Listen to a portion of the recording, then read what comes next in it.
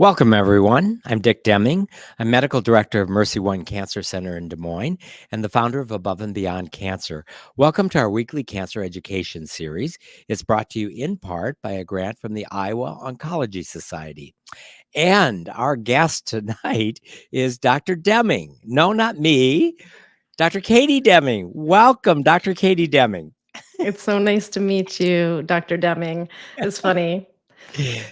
This is so funny. So, my one of my counselors came across you on the internet or social media, and Dr. Katie Deming, like Dr. Richard Deming, is a radiation oncologist who has sort of transformed her career into integrative oncology. So we thought, well, what are the odds of that? Two Dr. Deming radiation oncologists that have become integrative oncologists. So we said, we've got to meet. So this is our first time meeting. It's a pleasure to be here. Thank you for having me. So most people know my background growing up in South Dakota and South Dakota State and Creighton, and then a Navy career and radiation oncology. Let's learn a bit about you. Where did you grow up? What part of the country did you grow up in? Sure. So I'm from Northern California. I grew up in Marin County. And what high school? Did you go to private high school or public high school? I went to public high school, so I went to San Rafael High. Okay. How many in your high school class? There were about 1,200 people in the school, so probably about 300 per Okay. grade. Yeah. And what was your claim to fame in high school? Well, I was student body president, so I guess maybe that was my Awesome. claim to fame. But I was smart because I knew that I didn't want to be senior class president because they had to organize reunions. So Katie, you are brilliant because I was senior class president, and you're right. We just did our 50th high school reunion, so lots of organizing. yeah, so I knew it's funny that I don't know how I knew that. I was like, I don't want to be that, so I'm like just gonna go for student body president. So Well, that's funny. Another congratulations. thing we have in common, though. Funny. And then, where did you go? Where did you get your undergraduate degree? Yeah, so in college, I was a springboard diver, and so I went to UC Santa Barbara and dove there. It was Division One, so Wow. yeah, that was really what drew me to UCSB. And what was your first declared major when you started college in Santa Barbara? Biopsychology and Okay. neuroscience. So you did know going to college that becoming a doctor was no? No? No, I didn't. Actually, I didn't know. I was more of an athlete in high school. I was kind of into student government, and in my family, I was raised with a family of four girls, and I was the athlete. So I never really thought about medicine or career wise when I was in high school. But when I got to college and I started studying, I was fascinated by psychology, but specifically, really the biological basis of psychology. And it wasn't until I was 20, so probably my second year of college and the second like latter portion, I started to think like, well, what would I do with this major? And naively at the time, I was like, well, I could go to medical school or do research. I mean, we know now we could do anything with an undergrad degree, right? But at the time, I was really thinking I would either go to medicine or research based on that area of study. And my mom was a nurse practitioner. And she actually was cautioning me against medicine. And she went to UCSF like you did. Actually, that's where she did her master's in nursing. And she's like, I don't know if you want to be a doctor. Like the doctors, she knew I wanted a family, and the doctors that she worked with were just, the lifestyle and everything. She wasn't sure. So I basically said, well, what would be the one thing that I wouldn't like about medicine or that I couldn't handle? And I had really never been around people who had died. I had one friend when I was in fourth grade die of leukemia, and it was quite traumatic, for a 10-year-old to lose one of your friends. But so I was really like not comfortable with death. And so I decided that I was going to volunteer at hospice as a way to cross medicine off my list. And as you can imagine, that story did not turn out the way that I expected. And it really changed my life to be around people who were facing the end of their lives and looking back at what they would have done differently, what they would have done more of. And I was hooked, and I was just like, I want to be around this. There was so much realness and then also the intimacy, even just as a volunteer, I got let into people's lives in a way that was so Mm. intimate that I thought it would be amazing to be a doctor and to specifically specialize in cancer so that I could be around people when life really gets real and Yes. comfortable, with being around people who were facing the end of their life. So that's how I ended up actually then applying to medical school and, going specifically into oncology. When I came in, I knew I wanted to do oncology. So medical school, I think you said, was at Duke? Correct, I went to Duke University. And did you have the opportunity during medical school to do oncology rotations? Yeah, so because I came in knowing I wanted to do oncology, my preceptorship in my first year was with a medical oncologist. And, I actually hated medical oncology because the attendings were kinda miserable, and it just I realized that I didn't wanna give chemotherapy, that was not for me, and so then I was thinking I was gonna do surgical oncology until, like, right before my 4th year, my best friend, she had preceptored with a radiation oncologist when she was a first-year medical student, and she was like, "You know what? I think you should check it out." And I checked out radiation oncology, and that was that. Right. And so, for those who might not know, we have the benefit of getting to know our patients quite well in Mhm. radiation oncology. Often, patients will undergo treatment every day, Monday through Friday, for several weeks and get the opportunity right up front to get an established, really good relationship, which is so professionally rewarding for us as doctors, but it's also very rewarding for patients to be able to have that relationship with the doctor. Yeah. So then from medical school at Duke, you stayed at Duke and did your residency in radiation oncology. Yeah, so I did my internship in internal medicine at Duke and then residency in radiation oncology, and then moved to the Pacific Northwest, and I've been in the Portland area of Oregon for now since 2006, so 18 years. Okay.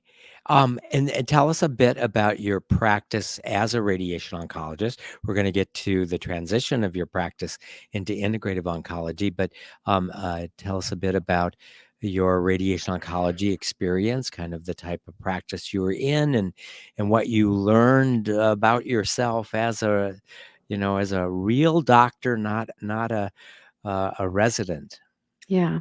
So I joined a large private practice in Portland, and one of the contracts was with Kaiser Permanente, which is a very large integrated healthcare system. And I actually, when I was hired to be at a different hospital, but like a month before I came, they were really struggling because they had just more patients than they had expected at this new facility at Kaiser Permanente. So I started at Kaiser Permanente and spent my whole career there. So, 16 years of practicing radiation oncology within that system.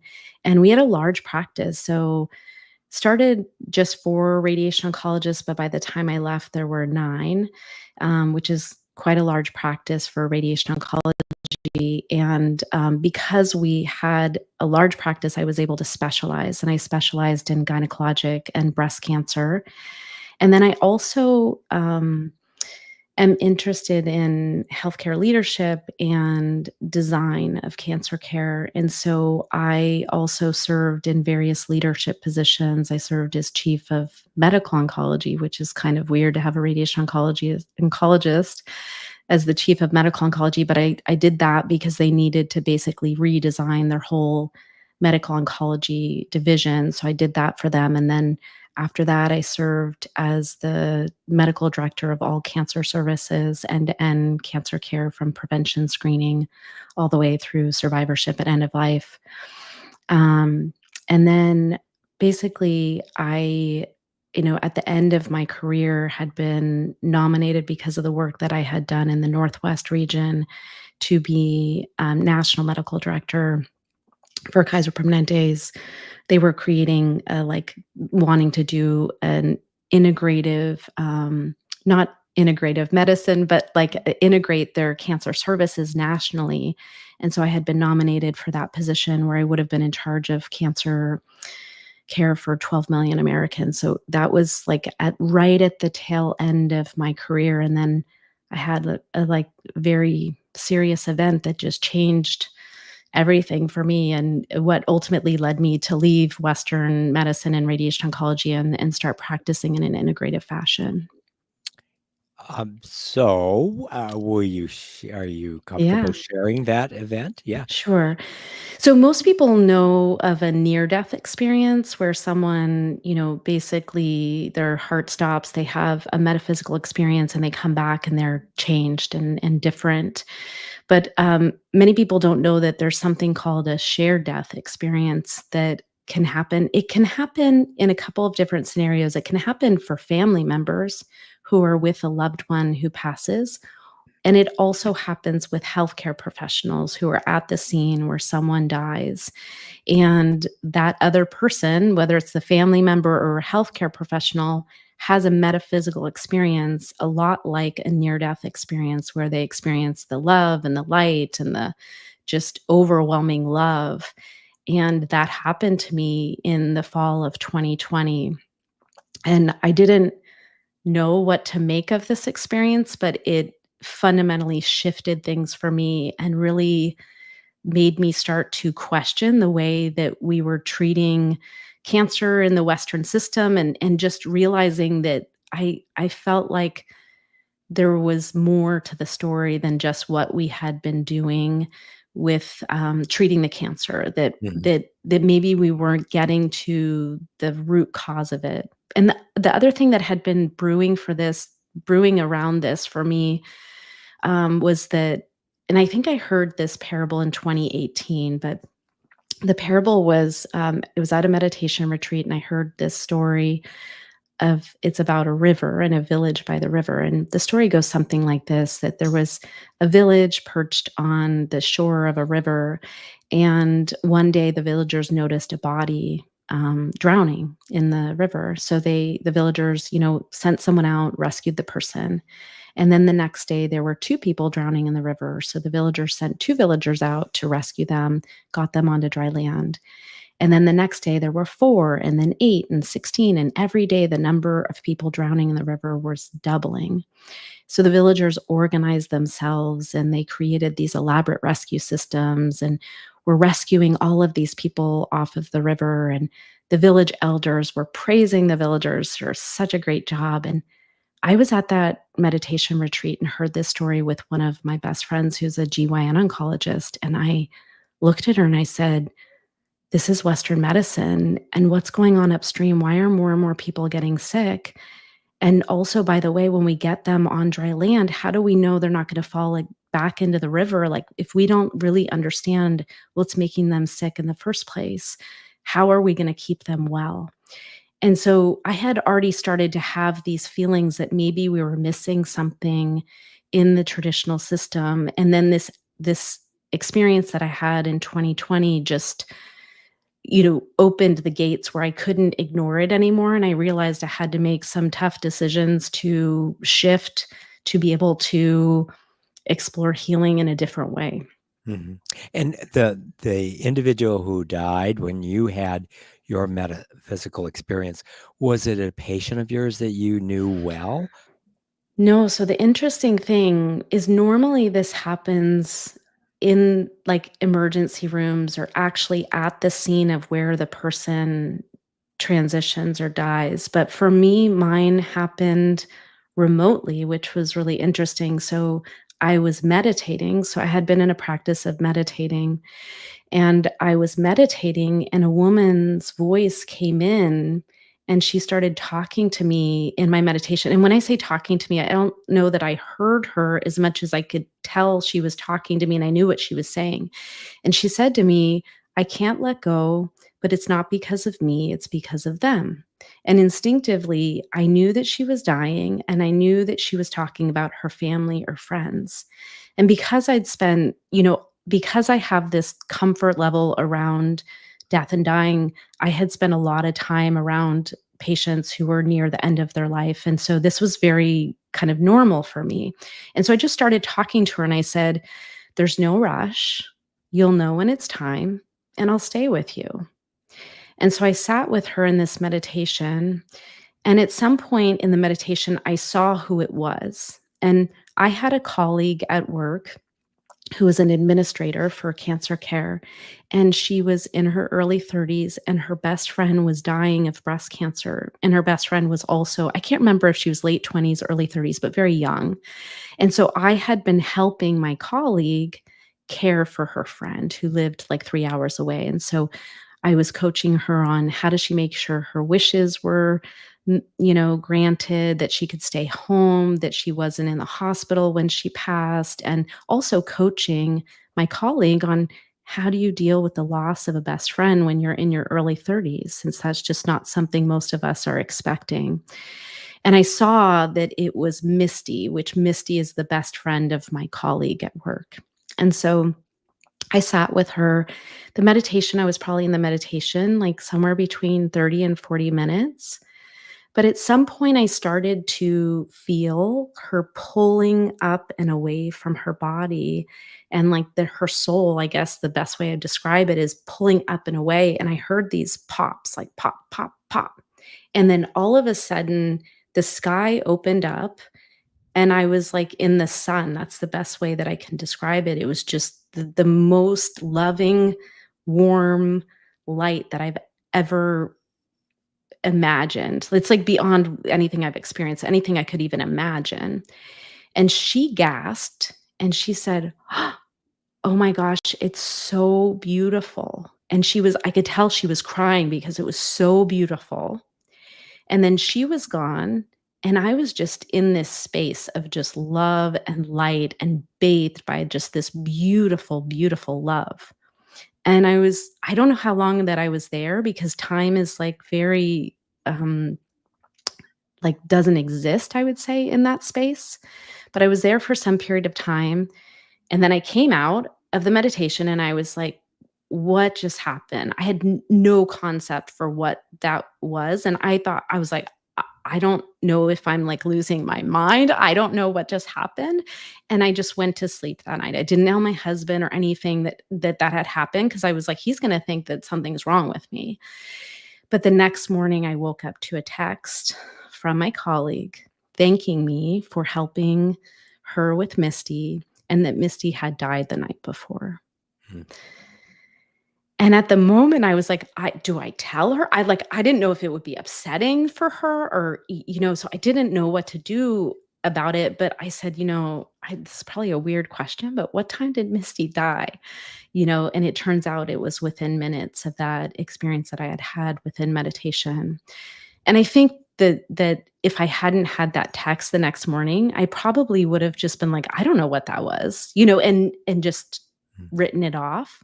But yeah, it was quite profound. And afterwards I felt different. Wh At the time that it happened, were you familiar with the concept of a shared death, or Never and heard of and it. and when did you come across? Because I'm not aware of the concept of a shared death. When was it that you came across other people describing this metaphysical experience as a shared experience? So it wasn't until it was like a year later that I had encountered another doctor who speaks actually about shared death experiences because he's an emergency room doctor and he had this happen to him.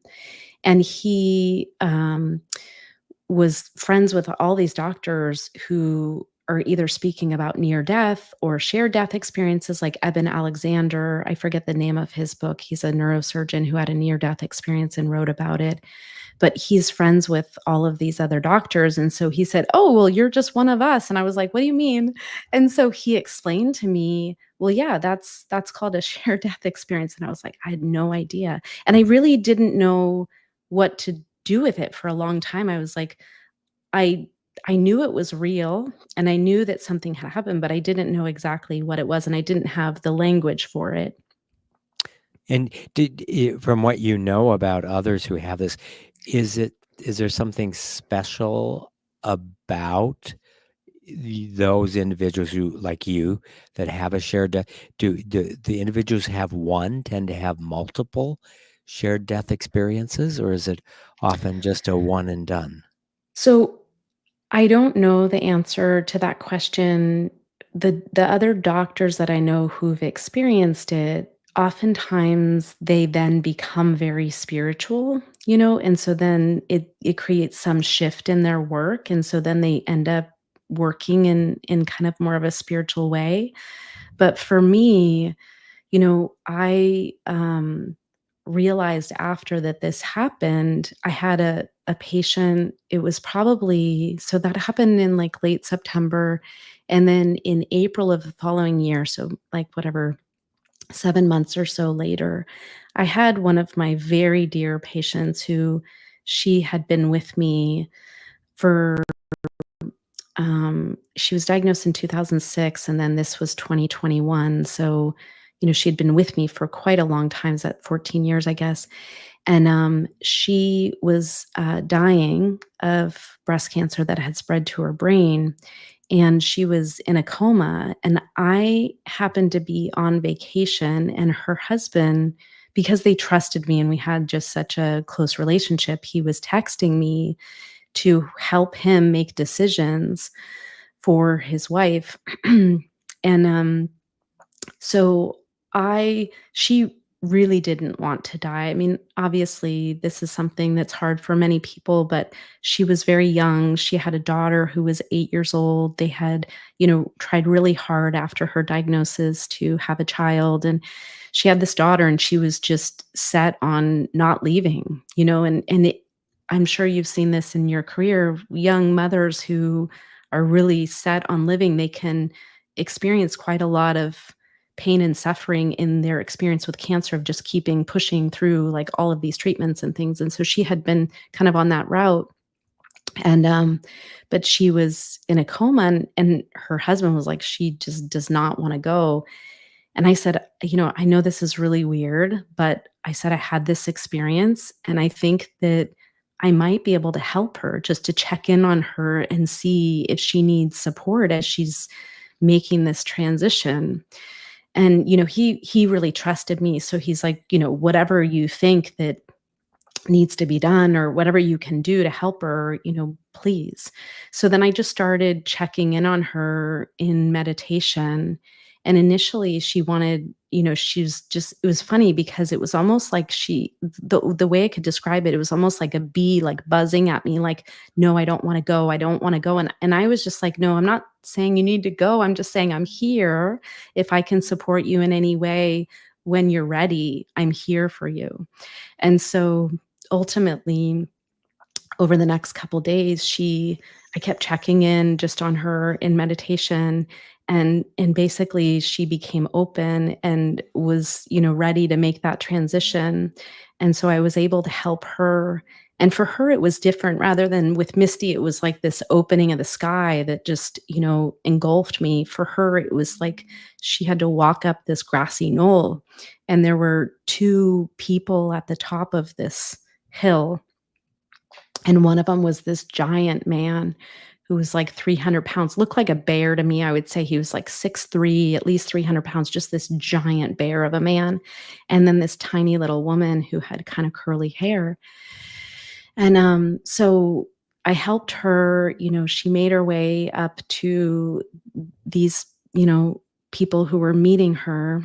And then after that event, I asked her, oh, and she basically, when she got to the top of the hill, she just dove into the man's arms and said, "Daddy," and was just so happy to be reunited. And the three of them were hugging.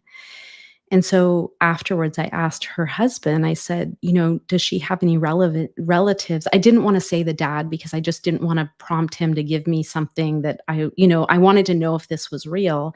And so I said, "Does she have relatives who had passed before that may have met her?" And he said, "Yes, her father and her aunt, who basically was like a mother to her." And I said, "Would you mind just sending me a photo of her dad?" And sure enough, her dad is this giant man, like 6'3", just looked like a bear. And so for me, that event, my initial event, opened then the possibility for me to help other people in this way. Although it wasn't like I was ever taught or anything, I Mhm. just, you know, basically saw where I could help, and was able to step in with that. And then my mom has since passed, and I helped her as well. So, as you're describing how you helped this patient of yours, and then briefly how you helped her mom, so what comes to mind is this concept of a death doula, but probably much more advanced metaphysical death doula. Do you think that you have the ability at will to connect with individuals that are near death, or do you think it's what they are willing to allow you, or is it what Yeah. you Well, it's always I think there's always free will, and also I would never want to impose myself, like, with my mom and with my patient, I just presented myself as, "I'm here, if there's any way that I can serve, I'm here for you." And so, the question of, "Can I do this at will?" I'm not sure, although I have done it now with multiple, patients, and it's funny because this is not what my practice is about. I actually, like, really do more kind of, integrative practices, but this is something that is clearly there and something that, if it's will serve someone, um, you know, I'll attempt to serve. well, it sounds incredibly positive. I mean, if I thought I had an ability like that, would sure want to learn more about how I could use it in a positive way more often, because it sounds like it's a positive experience for the person who's transitioning and a positive experience for you. Yeah, absolutely. Well, and also the other thing is it's totally shifted. I already was not afraid of death. I've always I mean, I went into, that experience of hospice thinking I was afraid of death, but since then I've really I've I've come to believe that the way you live your life is the way you become comfortable with death. And if that you can live your life in a way that is authentic and truthful, then coming to the end of your life is, it's not an end. I really believe that we go on. It's just that we shed this body. And so I have just this awe around the beauty of that transition and also that it can be graceful and beautiful and um and full of love. No, I totally agree. And I think you can't stay in a field related to oncology, whether it's a, medical oncologist, radiation oncologist, surgical oncologist, a chaplain, a nurse, if you don't have an understanding of death. I mean, if we were to think that every time a patient that we're caring for dies, it's because we failed, you couldn't you couldn't Mm-mm. be in a profession like that.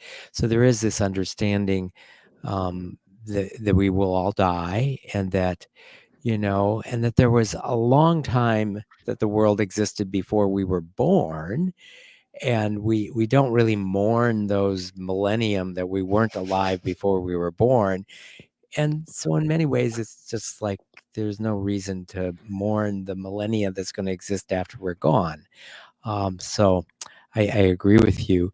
This is fascinating, but I do want to talk about also your integrative oncology, because as we shared with each other, is that we both have transitioned from being radiation oncologists overseeing the delivery of cancer killing radiation treatments to something bigger and different, and what we each call integrative oncology. And I purposefully didn't talk to you about your integrative oncology practice until now, because I wanted to have this as a shared conversation. So maybe invite you to tell us um, what your practice is now, what you call your practice, and what are the components of your practice of integrative oncology.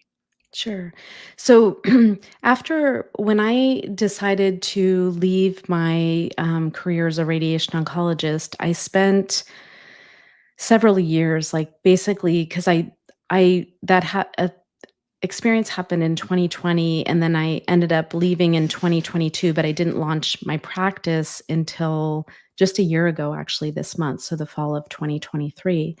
And so I spent like 4 years researching what makes us well and also what contributes to illness, because everything that I was taught in medical school was about pathophysiology, like what goes wrong in the body, and then how to use either radiation or chemotherapy or medicines to fix that problem. But I realized I had never been taught what actually makes a healthy, well human being. Like, what are the components of that?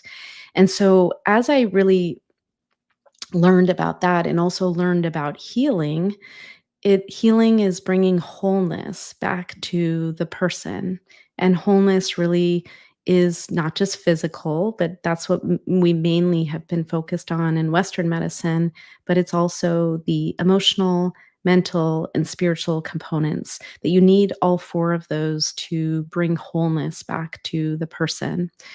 And so my practice, I call conscious oncology because I believe that the body is designed to heal, and that there's a consciousness that runs through us, that if we are able to clean out the body and give it the nourishment that it needs and help the person align with who they truly are on all aspects of their life, from their relationship with themselves, with their work, with the other relationships in their life, that if you get them aligned and you clean them out and nourish them with what they need, the body actually can heal itself. And so the foundation of my practice is really aligning all of that so that what our bodies are designed to do, and that divine consciousness can help the body do what it naturally wants to do, which is heal. And so what that looks like in practice is I'm really helping people. I have 6 pillars in my practice that I focus on. So nutrition and supplementation, water, and water actually has become a fascinating topic for me because it's much more complicated and beautiful than we've been taught. Physical practices, like how are we designed? What nutrients were we designed to receive from our environment, like sunlight and grounding, and things that support our mitochondria, and then emotional healing, power of mind, and spiritual alignment. And then, what would your practice look like? What type of patients? So you're still in Portland, Oregon. Mhm. As you started your practice, did your practice consist mostly of patients who already knew you from your radiation oncology days, or are you in a solo practice? Are you affiliated with a health system or a No, freestanding? yeah, so I'm standalone, but I'm actually virtual. So I see clients all over the country and all over the world. Actually, I have clients in Australia and New Zealand. So because of the nature of this work, where I'm not diagnosing and prescribing medications, really you can do that from anywhere and help people with their diet and supplements and emotional healing and all of those pieces. So my practice is virtual, and most of the people that I see are totally new to me and not related to my old practice. Although I do have some people who followed me over. And then how do you enact the pillars? So I'm thinking, for example, as we'll share a little bit about my integrative oncology. I have 7 different touch therapies that I can provide patients, which we can't do virtually, but massage therapy and acupuncture, chiropractic care, Reiki, reflexology, physical therapy, osteopathic manipulation. So those are sort of touch therapies that are part of a holistic healing tradition. Um, those might be things you talk about or recommend, but obviously you're not doing those Yeah. things. Yeah, so I'm not doing those things. And, most of my clients have oncologists, or they have their, practitioners where they live, and that they may go have alternative therapies, like all the things that you described locally. And I can help them, you know, look at, okay, what are the benefits of the different things? What might be helpful for you given what's going on? But then they find those practitioners where they live, just because I see people from such a broad geographic region. Okay. And then I think of other things that we do in our integrative oncology, including things like mindfulness based stress reduction, mental health counseling, sexual health counseling, menopause counseling, nutritional counseling, music therapy, art therapy, pet therapy, support groups for patients living with incurable cancer. Um, it sounds like your practice is more of a one-on-one counseling Mhm, that, and the counseling is around those 6 pillars. Would that mhm. be accurate? Yeah, coach I would describe it as, like, coaching them. Coaching. Mhm. Okay. Yeah, yeah. And so even though I'm doing integrative oncology, I will tell you I have to begin my conversations with my patients first just to get to know each other as people, but I still um, realize that I have to know their cancer story. Mhm, Fortunately, with electronic medical records and everything, for the most part, every patient I see have had the opportunity to spend a half an hour or so with their record, so they don't have to go through their entire cancer story. I know that, but I still sort of ground myself in that Western, what was the illness and the treatment so far before I'm allowed to uh, let that set that aside because I'm not doing anti-cancer treatment, but it sort of grounds me in where they are. And then we go forward with talking about, well, what are, the various physical, psychosocial, emotional, financial, spiritual, philosophical issues that you're experiencing. What would be a typical way that you would begin a first encounter with a brand new patient? Yeah, so I use an electronic medical record so that I can collect information about their medical history. So they do an intake before I meet with them so that I can have kind of the basis of what their history is and what treatments they've had to this point, both conventional or alternative. And basically, I go through all of that, familiarize myself just like we would, when we were practicing radiation oncology. But then when I meet with them, we spend less time on the actual treatments and more time on the other pieces, like, and for me, I always start with what is it they're looking for from me, right? Because really, when people come to me for a consult, the things that they come to me for are treatment decision support. So they've been presented with some kind of treatment that they're considering, but maybe they're not sure. And I help them put together, okay, what are the benefits of this treatment? What are the risks? As like a neutral third party, not the doctor who's recommending the treatments, so that they can make the decision based in data and facts about the real benefits and potential risks and complications, and making that decision from a grounded place based on their values. So that's one of the things that I do is decision support. The second is root cause evaluation, helping people uncover why did they get sick? Like what about their lifestyle, put them at risk for developing cancer, and looking at the emotional roots, like what is going on with the way that they're eating and their diet. Are they getting the nourishment that they need in all areas? So that's root cause is the second type of consult that I do. And then the third is really holistic healing support of looking at, okay, how do we create a plan for you to get your body back into alignment and in a place where it can help with the healing process? One of the things um, that I like about what we are able to do is all the different activities I mentioned. I don't do all of those things. I don't do any of the touch therapies myself, but play a role in terms of determining who we will bring in and kind of the skills and also the philosophical perspective of healing that these practitioners might have.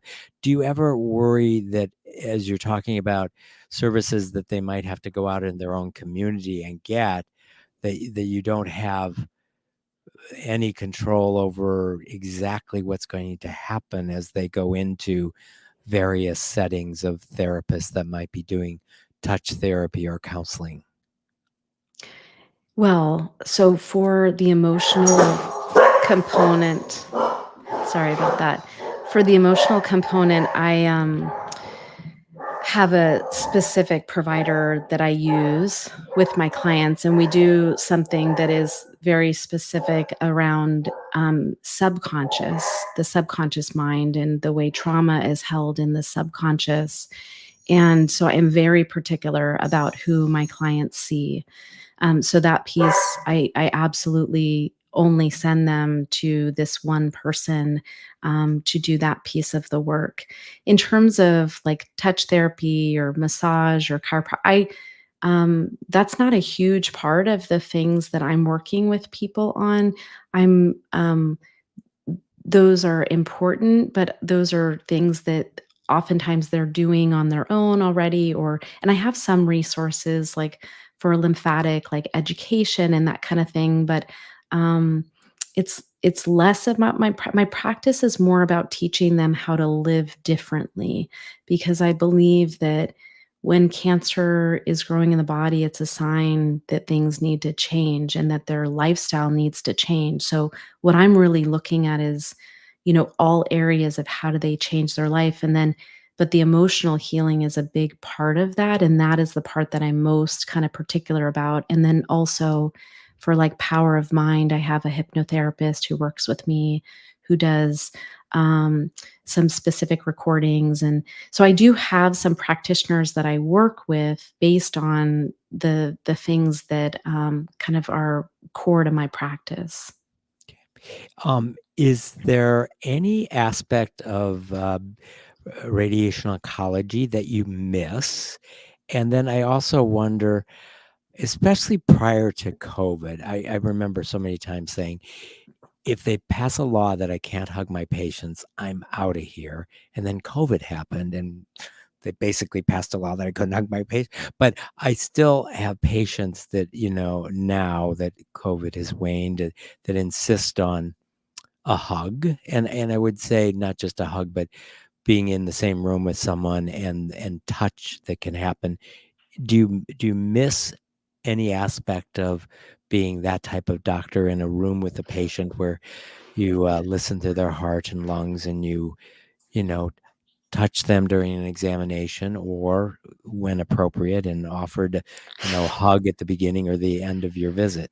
Yeah. No, and absolutely, I was definitely a doctor who hugged my patients, and, I miss that. Like, I miss that overall. I feel like a lot of life has changed where we have less physical connection, so I do miss that, and I do think that I will have a physical location, but when you're starting up a practice as a solo practitioner, um logistically, this was the best way for me to get started, but absolutely, I miss that, and I look forward to the day where I have a physical practice where I can see people in person and hug them, and I think physical touch is very healing and important, and I think that's one of the things that's been a real,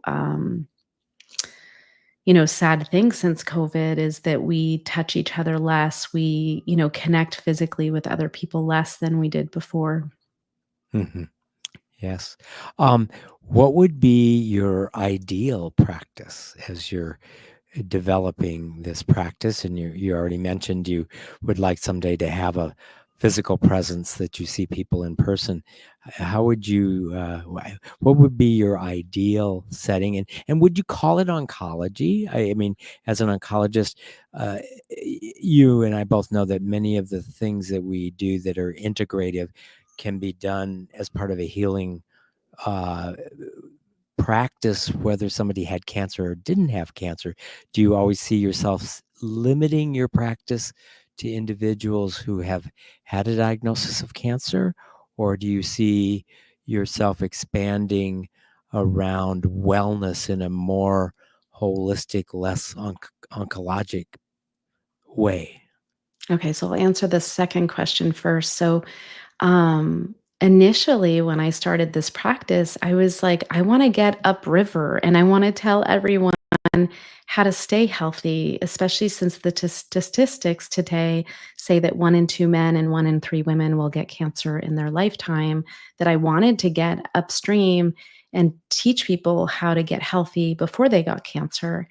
And what I've found is that people are motivated when they have a crisis, right? So crisis in Chinese is symbolized by 2 symbols. The first symbol is danger, the second symbol is opportunity. And the opportunity of an illness, is that opening that people are ready to make real change. And the stuff that I'm recommending is different. Like, this is a different lifestyle than just doing what is, I think, considered normal modern lifestyle now. And so I would love to get upstream, but I think that I love being with people who have cancer because they're cracked open and they're like, yes, I'm ready to make change. I understand the need to make big changes in my life. So, Mhm. yes, I would like to do both. And I found that I'm most effective in this space right now because those people are motivated and ready. In terms of my what I visualize in the future is I would like to have a center where people can come and get out of their everyday life and learn a different way of living. And I also incorporate water fasting in my practice. Water fasting has been one of my most effective interventions for people who, because my practice spans people who want to do conventional therapy and have some, integrative support with that. But then I also have people who really don't want to do any conventional therapy. And that was surprising for me. I didn't expect that that would be the case. But water fasting has been one of the most profound ways that I have helped people basically eradicate cancer without conventional therapies. And so if I had a center, I would do water fasting, prolonged water fasting, and have, massage and, Reiki and all of these other supportive services, a teaching kitchen. I love that you have all of that in your facility. I'm jealous. But yeah, I So, would love Katie, to I have a have a place. quick question, and I don't know water fasting, so I'm in my mind, I'm holding 2 different concepts. One is probably correct and one's incorrect. Is water fasting meaning you fast and you don't have water, or that you don't have solid Only food water. and you only water? Okay, okay, that's Hmm. kinda what I thought. I didn't think you probably would say, "Okay, now we're gonna fast, you can eat, but you can't drink any." So, No, so it's just and drinking. and is this intermittent for Mm-mm. 12 No, so hours, 24, 3 days? are you ready? Okay. Okay. Okay. The 2 clients who basically had their cancer go away with we did emotional work too, so there was other work that was happening, but Mhm. the water fast was the big piece, 14 days and 17 days. 14 days and 17 days, only water. Mhm. Um, well, we will explore that at another time because there are lots of people here in the audience that want to ask you questions, and we only have about 11 minutes left. So I am Okay. going to now stop asking questions and just be the moderator here. So Okay. those of you in the room, they're already got the microphone ready to go. If you are watching us live streaming, please put your question in the comment section of the software that you're using to watch us, and we'll start with those in the room. Angelina. Hi. I'm so interested when you talked about connecting with someone who is dying, and I came across a nurse in hospice. My mom had ovarian cancer, and they giving her morphine and all, but I stayed with her in the room a lot. And they said there's going to be a special nurse come in. They called her the guardian nurse. Mm. I'm sure it wasn't a title she wanted, but she took me out of the room and she was holding my hand and talking me through the process. So obviously she was seeing what I was seeing. I saw colors around my mom, Mm. and it looked like she was talking to someone, but yet Mhm. she was in a coma. So I go, oh, she's getting out of her coma. And she goes, no, this is something she's going through. She's talking to whoever's gonna take her. And Mhm. I thought, "Okay." But I said and I started to panic, and I said, "I need to call my family." "No, they'll come because 'cause they'll know when to come." And she was right. Is it the same Mm. thing what she was doing to me, kind of what you experienced? Would that be titled the same thing, or? It's hard for me to say because I'm basically the way that I connect with someone is through meditation, and then I can't tell you exactly what I'm doing, but I can see like what they're experiencing as they're releasing this body. And so I don't know what that nurse was seeing. Obviously, that nurse has, spent a lot of time around people who are dying and starting to talk to people and that kind of thing. That's quite common. And but I'm not sure exactly what that nurse was doing or if the nurse did the same thing that I do. Basically, the way that I see the way that I can help is oftentimes the hardest part is for the person to let this body go because they have attachments here, whether it's family or whatever, and just letting them know that it's okay and being with them through that process. There are other guides that often come in too, and they're also there as well. But yeah, so that's the best way I could answer your question. I'm not sure if I answered it. Katie, if I understand correctly, your experience is you're not in the same room with the Mm-mm, person. So it's correct. not like you're in the room with the person. You're doing it through meditation and Mhm. metaphysically connecting in the metaverse, I guess. But, Exactly. but not in the room with them. No. We have another question, Kevin. Yes, I'm wondering how you deal with cancer guilt. Somebody gets a diagnosis and they feel guilty. What did I do to myself? Who did this to me? Yeah. How do you resolve those issues? Yeah. Well, what's interesting is as I've shifted into this different practice, I've started to see things a little bit different. And this was one of the things that I think is hard is like in the traditional practice is oftentimes people feel like their body has betrayed them or if they've done something wrong. So then it is something shameful or you feel guilty. Like, what did I do to create this? But as I've studied emotions and really understood the connection between emotional trauma and illness, I realized that this is just the body's response, that cancer can be the response to something that happens emotionally. And the body is doing its best job to protect ourselves. And when you start to see I think that our bodies are always, always, always striving to heal and help us. And when you can see your body in that way, that, oh, it's not that my body has failed me or that I've done something wrong, it's that this is just showing me cancer for me is a sign that something needs to shift in your lifestyle. And the more you can allow those emotions to flow through you and not shove them down because then they just stay in the body, but learn how to be fluid with your emotions, you move through that and start to just make change and realize the way forward is allowing yourself to release that guilt. I think that staying in the guilt is part of the dynamic of creating illness in the body. Hey, George, you have a question? From a viewer, Mary watching on YouTube says, I'm reading a book on how water can heal you of all kinds of things. Water is truly life. This author says, have you heard of this? Messages in Water, and 2 other books express this healing with water. Yeah.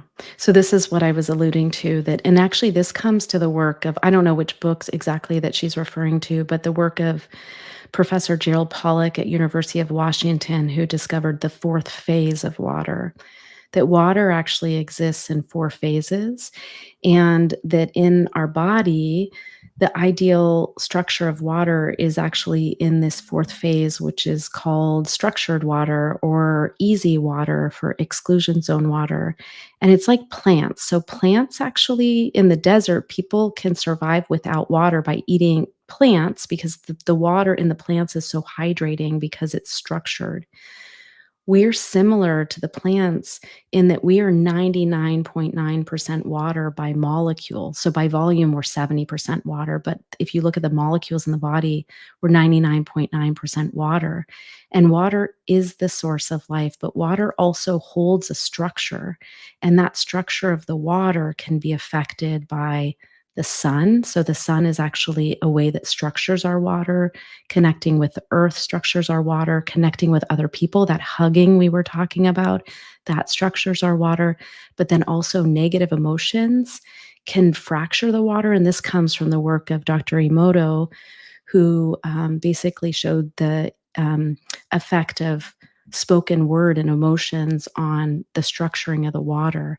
And so water is quite complex. And yes, it is the foundation of my practice, actually, is really helping people clear out their water, because we are bodies of water. And yeah, so I could go on. I could talk for an hour about water, but I'll stop there. Okay. We have time for one more question. Is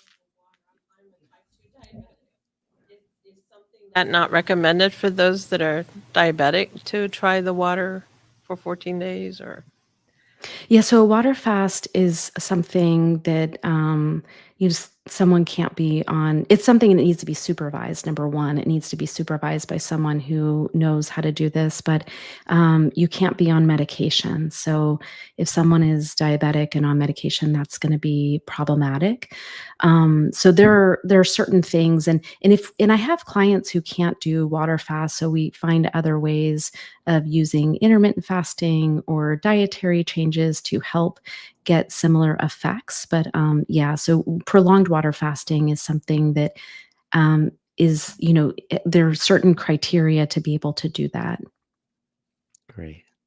Well, Dr. Katie Deming, what a pleasure to meet you and get to know you and talk with you about your practice and how it has emerged and evolved. This has been really wonderful. Thank you. Well, thank you for having me. And I wish I could go see you on a spin bike with your, even with the brace. I'm impressed at 71 that you're riding a spin bike. So that's amazing.